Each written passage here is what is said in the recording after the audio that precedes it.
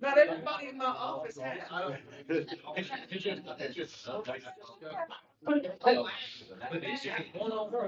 might need you.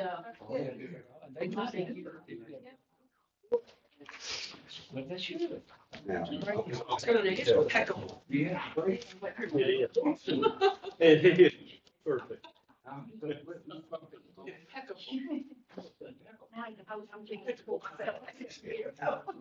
There we go.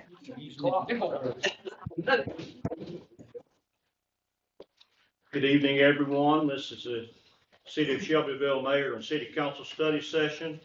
It's March the 5th, 2024, and it's 6 o'clock. So we will begin our meeting.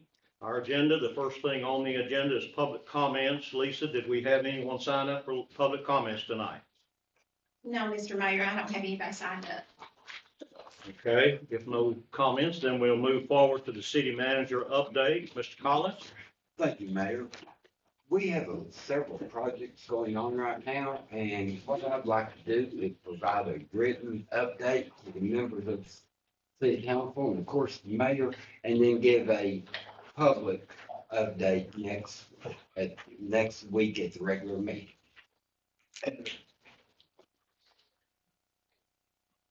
All right, discussion items are number one, Fairfield Pike project update. And we'll ask our city treasurer, Kay, if you would. Are you going to speak on that? I thought Scott was, but whatever we need to do, I can talk, he can talk, we can bounce it back and forth. Let you take the lead on the treasurer. Okay. As some of you may recall, a couple years ago, we sent a letter to TDOT. Each year, the city is allotted X amount of money. It's called the Small Cities Balances. Ours has typically been 300 and something thousand each year that we get to put toward a project. And so the last time we designated that, we told them we wanted it to go to the Fairfield Pike project. It's about time to try to designate more of our funds that are sitting with TDOT before y'all want those to go. If you want them to go to to the Fairfield Pike project, we would just need to authorize the mayor to sign a letter stating that. I don't know the exact dollar figure, but we're in the middle of investigating that right now. Also, along with that, the Fairfield Pike project has various phases: design, construction, CEI, whatever they call them all. Sometimes when we start getting reimbursements, the money in this phase will run out, but we got too much down here. We just want the ability, if it's okay with the council, to move money between phases so that we continue getting our reimbursements. So these are two just kind of generic motions and items if y'all want to take it under consideration and approve it. And that would free up the mayor to, when we find out for sure how much money we're wanting to, designate for Fairfield Pike, we'll be able to just run with it rather than waiting another 30 days. Does that sound all right to you, Scott? No, okay, that's wrong.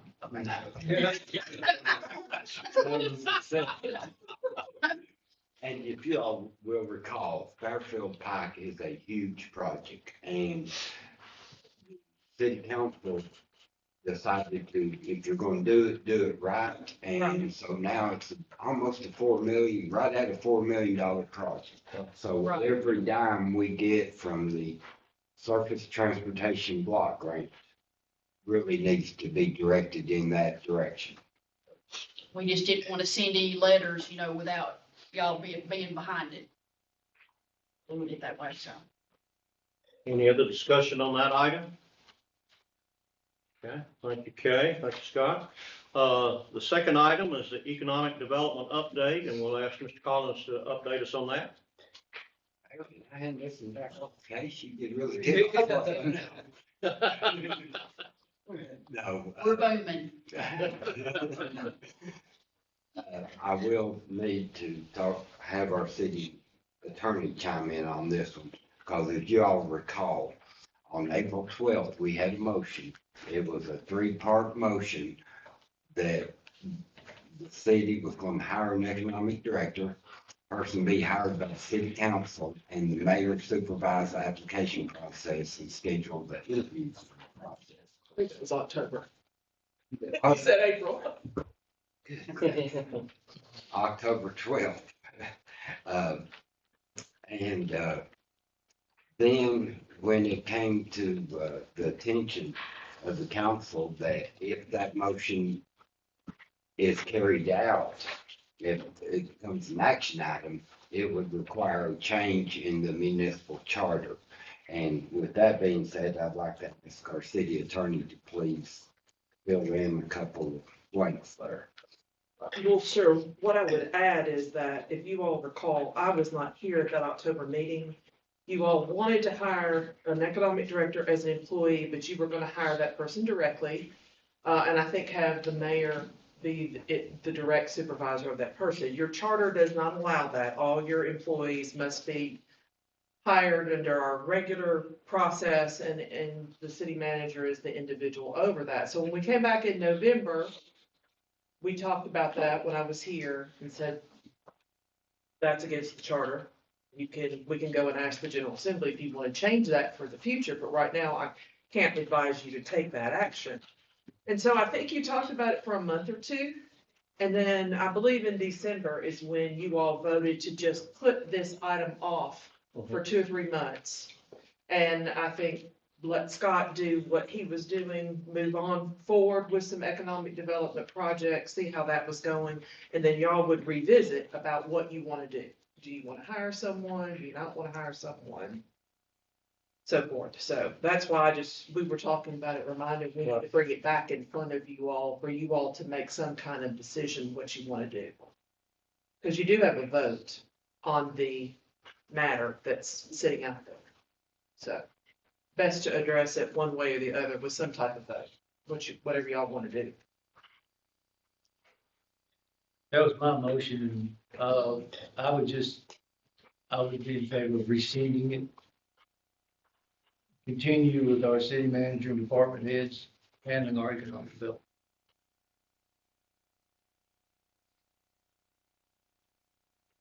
You okay, Scott? Yeah. Everything cool with you? Well, we just need to get Lisa back off. of- Yeah. Sorry. We need to, it's good to have Lisa in the building. That's Glad to have her. But we do have a phenomenal team and there's things happening as we speak. We'll be able to announce really soon and some coordination going on.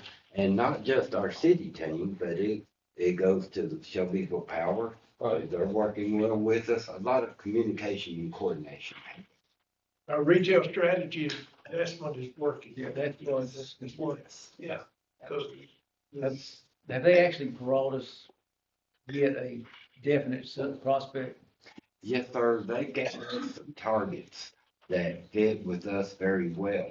Some of them's already in discussions. Right. And again, I'm looking for some favorable announcements coming up in the near future. What's the near future? 3 to 6 months.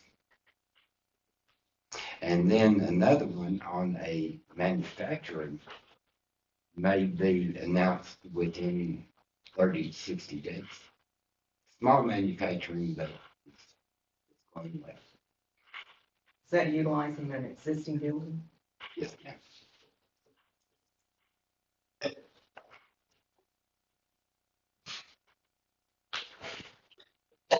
Any other discussion on that? Okay, can we move to number 3, the airport sewer change order?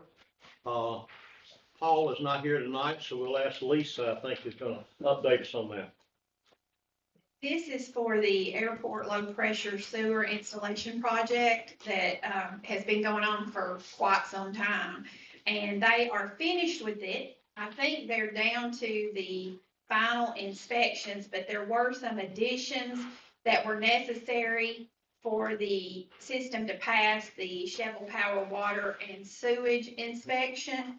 So the final change order does allow for an additional $10,591.47. I think once this is signed, then we'll get the final certificate for completion.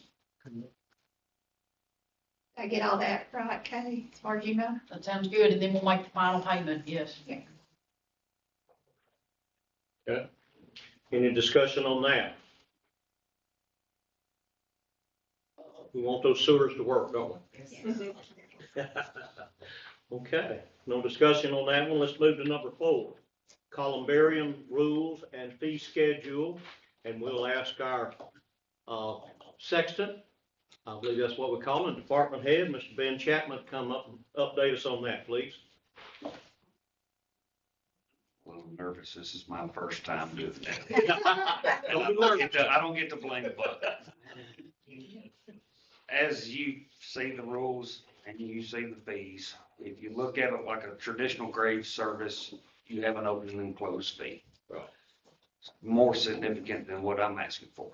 I wanted to do something to keep it cost effective. We did this to try to save room and to save folks money. When we did the initial cost for the plot raises, we wanted to stay cheaper, give them a cheaper option. I felt like everything is simple. I wanted to keep everything simple, but also be able to generate a little bit of money. We got me or my assistant to open and close, whether it be on a weekend. You notice that fee's a little higher because we got to pay overtime for one of them. If it's during the week, it's only a $75 fee. We feel like is economical to start with. It is about half the cost anywhere else that I checked around what they charge. So we're not reaching that higher end right now. But that's the only thing. Before we can put anybody in, I'd like to pass this, get the rules established before we allow anybody to be interred into the columbarium. Have you sold it? We have sold, I want to say 8 to 10. So, but we have not put nobody in them yet. The engraving on there is going to be, it's not going to be consistent. It'll be whatever they come up with a design or. They will have to have it approved by me, and what that will do, I've talked to Leoma, which is who we purchased it from. They have offered to engrave them at a set cost to the family, but I'm going to let the family go to them to set that up because of the designs. I don't want to be a middleman and mess up a design on a door. But they will email me a copy of that door. All etchings will be a natural look. You won't have one with white lettering, one with natural, one with red lettering, and just a mix match hodgepodge type thing. Every one of them is going to be identical etching, just different things, different names. Is that on a plate? It is on a granite plate. Okay. Are those plates already on? They are on. That's why, so they take the plate off. I've got 12 plates extra Okay.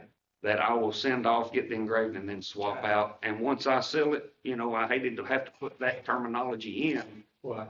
but when it's sealed, it's done deal. Right, you have to do it.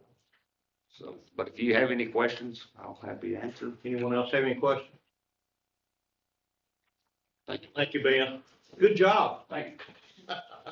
We'll need to do that by resolution. Huh? We need to do that by resolution, adopting. Okay. That'll come. Ginger, we just recently adopted rules and fees for the cemetery as a whole. And I was thinking of just amending that and adding. Adding it to those that. To those. Policy. Thank you, Lisa. Okay, the next item is the home grant recipients permit fees. That's a mouthful, Scott. Yes. Thank you, Mayor. Our city treasurer has spoke with South Central Tennessee Development District, who is going to be doing our home grant. And it's been a tradition, not only here in Shelbyville, but other areas. Usually the municipalities will waive the building permit fees. So to maximize the funding going toward the home improvements, and also kind of an in-kind contribution for the city. Any questions or discussion on that? All right, let's move to number 6, the tourist grant request. I guess that's tourism is what it should be read, I guess. Tourism grant request. Yes, sir, we have received 3 requests out of the tourism fund. The first one is for the Southern Saddlebred Spring Fling Horse Show on April 17th through the 20th. And they are requesting $5,000 with an estimated local impact of $1,125,000 for the 4-day event. The second, or the next 2 actually, is the Cowboy Mounted Shooting Association. The first one, the extravaganza, will be held April 5th through the 13th. And they are also requesting $5,000 with estimated local impact of $1,400,000 for the 9-day event. The last one will actually be in next year's budget cycle, and it is, again, the Cowboy Mounted Shooting Association. And this is the Eastern U.S. Championship. This is kind of their Super Bowl. And they are requesting $7,500 for it, which they did last year. And the economic impact is $1.4 million for another 9-day event. Any discussion on that? And we do have it's within the budgetary parameters that was established. So the money is there for it out of the tourism fund. Could we also get an update as to where we are on those things? Now, and of course, if this passes at 17.5 or what is looking. I printed that out right before I came down here. After our budget amendments that we did last month, we should have voted on them again, you know, for the second reading, but that left, 50,000 in the local support grants. We've spent 11, so we really got 39,000, which I don't want to say what I anticipate, but probably based on past experience, we won't spend that much between now and June 30, but we have 39,000 currently in that line item. And of course, if we don't spend all of it for that, we can be moved to signage or wherever else the council might want to move it before the end of the year. But so far this year, we've only spent 11,000 prior to these. Any other questions? Good question. All right, let's move to number 7, the Employee Pension Committee recommendations. And Kay, are you gonna take that one? Okay. I may need help from. I think Mr. Spellhouse is on that I know. committee too, and Yeah. Marilyn may be on that I may committee. need Gary. Okay. I may need Gary. help from. I may need help from Jan and Gary and Henry. And anyway, the pension committee met yesterday. I gave you 2 handouts. The first one, I guess we'll look at it first. It looks like this. Our actuary has spoken to us the last 2 quarters. It's just kind of updating the defined benefit plan. The mortality table that we've been using, was 1951, so this is changing it to an updated version. The interest rate needed to be adjusted to match the current interest rate we're using for, our annual valuations, from 2.5 to 6.75. And the spouse mortality table is being changed a little bit too, based on, the normal age that people are living now, male and females. So I think just overall, and Jan may want to add to this, but overall, I think this is just doing some updates that the actuary felt we needed to do and making the plan overall better for employees. And it would just take effect as of 1/1/24, so it would be for future retirees. So the cost to the city would be minimal. I mean, over time, there will be a little bit of cost, but it's not like boom, it's hitting us all at once. I think overall, it just makes it a better plan and more up to date and current. Jan, do you? Do you have anything to say? I agree. Like I say, the life expectancy is higher. We was back on 1951 mortality table, which is obsolete. So, Mr. Tom Swain, who's a senior actuary for USI Consulting Group, is the gentleman that put this together. And he recommended this. we looked it over, and it's a better plan for, it's a better, how do you say it in here? It was, with increased life expectancy and a higher interest rate, assumed conversion penalty is less. We can expect more participants to elect one of the optional forms of payment. And they got like 4 forms of payment where you can do a full payment where you get the full benefit, or you can get a 10-year, and you can get a 50% survivor where your spouse can get 50%, and you can do 100% survivor. So all those figures are figured in here, so it makes it a lot better and a lot easier to look at. And, Sounds like a lot more flexibility Yes, to it yes. too, for folks to make those decisions. right. And it's the Very good. defined benefit plan, which, is Right. the current plan for future hires is the 401K, but this is the one that's defined benefit. Okay. And then the second piece of paper that was discussed yesterday, my understanding is the current plan does not allow for someone to retire and then come back to work part-time for the city.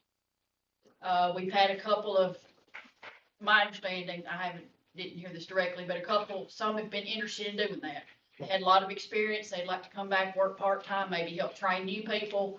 Tom, wrote up these changes that would allow that to be done, if you wanted to. And that would also take effect 1/1/24, so it would just apply to those that retired since 1/1/24 moving forward, if they wanted to come back and work part-time. And Jan, did I miss that? No, that's correct. They would get no benefits or anything. They would just be on a part-time, fixed rate, hourly rate basis. Okay. Right. I know the teachers are doing that now. I know teachers retired and come back, and, they teach on contract, and when you have someone that's got a lot of years service and a lot of knowledge, it's good for them if they can come back and help it, on a need basis. And a shortage in a lot of these areas, teachers and everything else, where they're needing those kind of things. Right, and the public work was having some, I think some of this came from them, so they've had some long-term employees that's Good. retired, but they can come back and work a little part-time. Very good, very good. Any questions on that? Anyone? And this is something that we've talked about over the last year or two anyway. It just happened that, Right. sorry, I missed the meeting yesterday. I was in the middle of an IT crisis that I had to handle. But, anyway, we've been talking with the actuarials and the insurance people to make sure that this is what we wanted anyway, so they finally came back with proposals. So Right. Very good. I'd say it's good for the plan. And we just need to be clear when it's approved, if that's what y'all want, that we make sure we put in there the effective date, so there's no confusion. January 1st. So there's no confusion of when it starts. Okay. Any other questions from anyone? Okay, very good. Thank you. Thank you, Jan. Thank you. All right, number 8 is the site development grant, and, is that Lisa? Yes, sir. This is requesting a contract extension for the 2022 site development grant that we received. We received it, but it is going to Sheppel Power. They're doing some improvements on their pumping equipment that services the 231 Business Park area. And the problem is, the equipment lead time is 8 and 12 months out, and the current grant expires on September 30th of 2024. So there's no way they're gonna be able to get through it by that time. So we're requesting that the contract be extended, and we're extending it out, or asking to extend it out to January 31st, 2027, which is as far out as we can go, but it will not go that far out, I don't believe. And this is a standard thing. We've done it on several different grant contracts, and we just have to bring it to y'all to authorize the mayor to sign the letter to ask for the extension. Thank you. Anyone else have anything to say? Any discussion on it? All right, we can move on to old business then. Ordinances, second and final reading, public hearing. Consideration of a text zoning amendment regarding the definition section and section 6.4S of the supplementary regulations for the manufacturing and storage of massive explosive materials.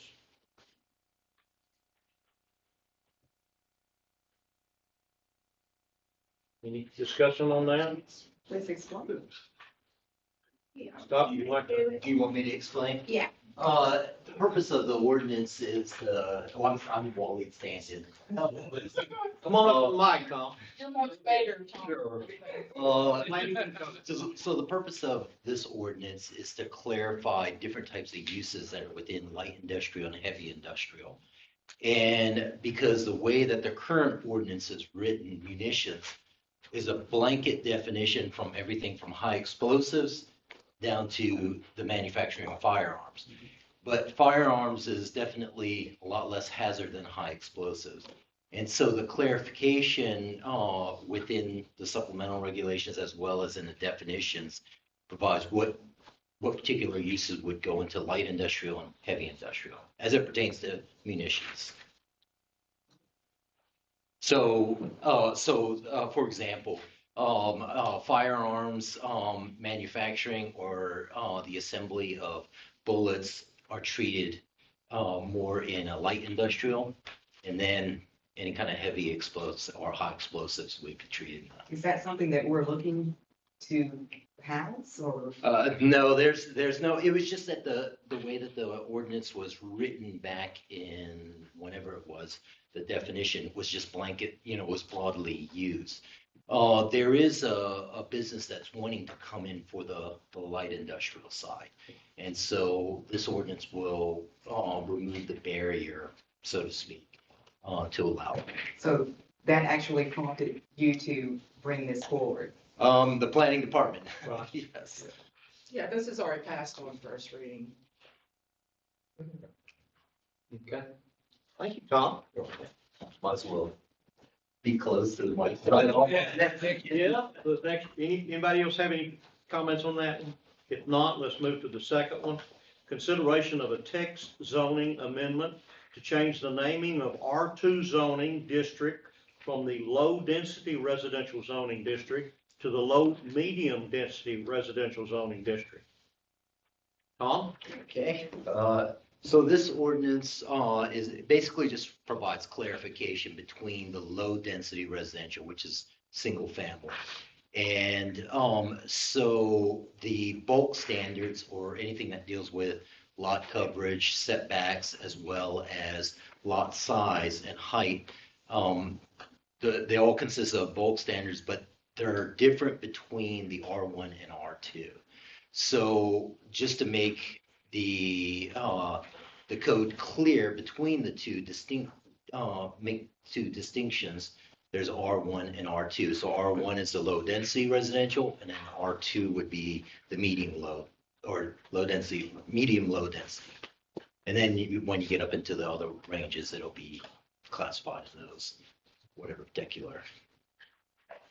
So just a clarification, because both of them were kind of They were lumped exactly together. the same Yes. thing, but there's a difference in lot size and all those kind of different things. Yes, that's correct.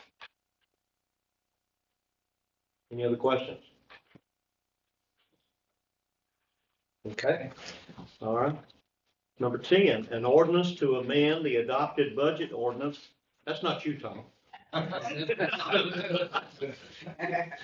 Adopted budget ordinance as amended of the city of Shelbyville, Tennessee, various funds for the fiscal year 2023, 2024, the period ending June 30th, 2024. Kay, do you take this one? And, this has been approved on the first reading. And I've got all my notes I scribbled on it from last month, but if anybody has any questions on it, I'll be glad to try to answer it and try to remember why I did the amendment.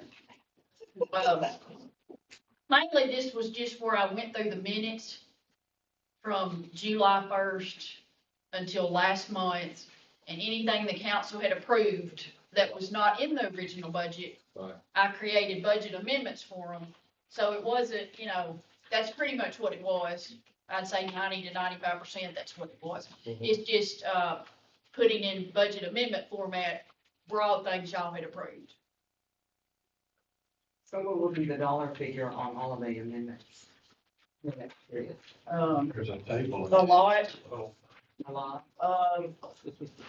Because I think you stumped me, Marilyn. I don't think Didn't mean to do that, but. I think you, There's a table. I've already entered, There's a table. well, I've already entered the amendment, and I think it was over $1 million. But a lot of it's just shuffling around. That's not all new money. No, it's. It's not all new money. Some of it's just moving from one line to another. I'm sorry, I don't have that answer. I can email it out tomorrow. Thank you. Yeah, that covers a lot of items. I read over that yesterday while I was at home and looking at it and seeing exactly what we've got, but all those things we've covered in our meetings. Any other questions though? Any detailed question? Good question. Thank you. Anyone else? All right. All right, thank you. Ms. Parker. New business ordinances, first reading. I don't have anything. Do I, Lisa? No, sir. All right. All Not. right. Business, Good job, Lisa. business items, surplus. Ms. Lori, how are you? Great, thank you. Have a few items. I put an updated list on your table tonight because we didn't have exact numbers on the air packs that we do now. So, would ask you to consider items for surplus. Police department has some abandoned property, a fiberglass canoe, and a truck toolbox. The fire department has 14 complete breathing apparatus systems, 19 extra bottles, and 6 extra face pieces. And we recommend surplusing these through govdeals.com. Okay. Any questions on that? And that goes out for bid, the government deals, is that right? Govdeals.com, yes, sir. Okay. All right. Sometimes we share with other police departments and things, don't we? Like Petersburg and things like that sometimes. We do. Okay, is that right, Jan? Yes. Yes. Okay. Any questions on that? The canoe got a hole in it? I don't think we put water in it. Thank you, Lori. Thank you. I think I'm next. You've got purchasing bid items, increase the current lease agreement with Motorola by 3 body worn cameras to accommodate new officers utilizing NASPO, National Cooperative Contract. Please. Yes, we have, our original agreement was a couple years ago. We added some last year when we added vehicles. And then this particular edition is just the body worn camera systems for 3 new officers. And this would be a 5-year lease agreement with the vendor. Now, if I could take your attention down to the bottom, on the economic impact, if we do the 5-year payment plan, the total spend over 5 years is $12,717. Deputy Chief Cruz contacted Motorola because they may be able to utilize the VCIF grant funds, violent crime, What? something, Yes, we. intervention. Yeah, we have contacted our grant coordinator, we didn't get a response back today. But if we can, if they will approve us purchasing through the grant, we can do a one-time payment and pay for all of it right now, so the city it wouldn't cost the city anything, so it's 5 years.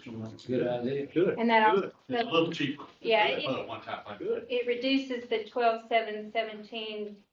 The estimate was down to 12,3, Okay. 12,4, somewhere right in there, so. Okay. Thank you, ma'am. Thank you. Good job.